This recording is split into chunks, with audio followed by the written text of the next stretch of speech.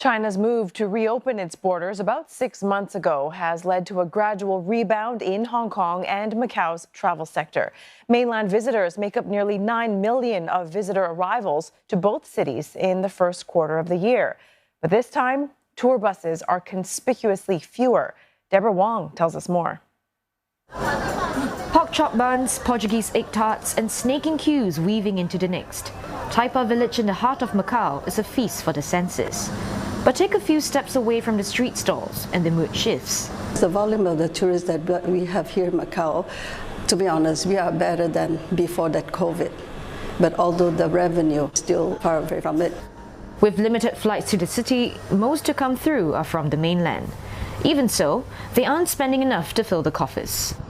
They're promoting sort of very accessible travels issues, you see. So nowadays, Macau is known by the street food city because it is very accessible to find. It's all very concentrated, and for the tourists, it's easy eating. A restaurant like us is a small restaurant. We will find a lot of difficulties. Tighter gaming laws and a slowing Chinese economy, compounded by the fallout of COVID-19 restrictions, have kept these big spenders away.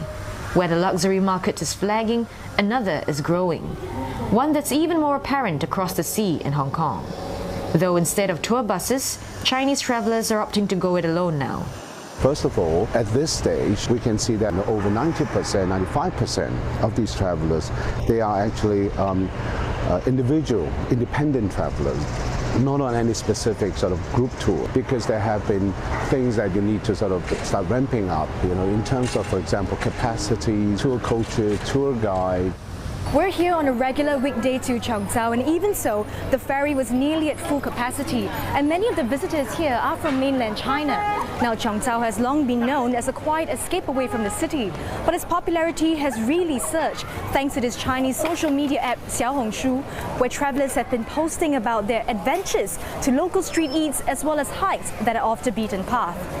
第一次过来，然后感觉就是度假的氛围比较浓一点。从我个人来讲，就是想看一些比较地道的，然后就比较传统的一些东西。比较喜欢购物啊，还有吃东西的，街头小食，比如说鱼蛋王啊这些之类的。为什么呢？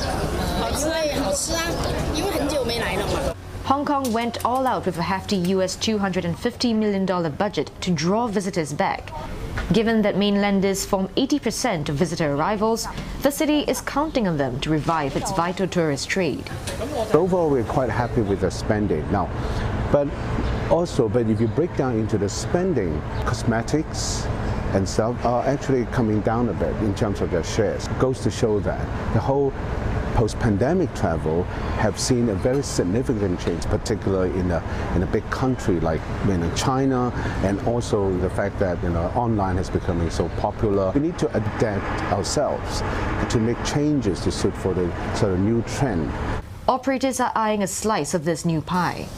Paul Chan, for instance, takes travelers through quieter neighborhoods, not often on tourist radar. He's worked with the tourism board to develop itineraries across the city. In terms of mainland tourists, now I think it forms about 80% of our tourist market, and we run these in-depth, immersive, small group tours, and we also see there's a modest increase for the mainland tourists. As a practitioner in tourism trade, we see the business logic and business opportunity for delving into different community. Smaller merchants like this 118-year-old preserved bean curd shop has reaped the benefits. Since China's reopening, it's made 30% more in sales. 做家族生意啊，咁變咗咧，可能啲遊客嚟我哋嗰度咧，大家傾講咧就多啲啊，就唔同一般嗰啲鋪頭啦。咁佢始終係伙記看鋪咧，就嗰個感情係冇咁好啊。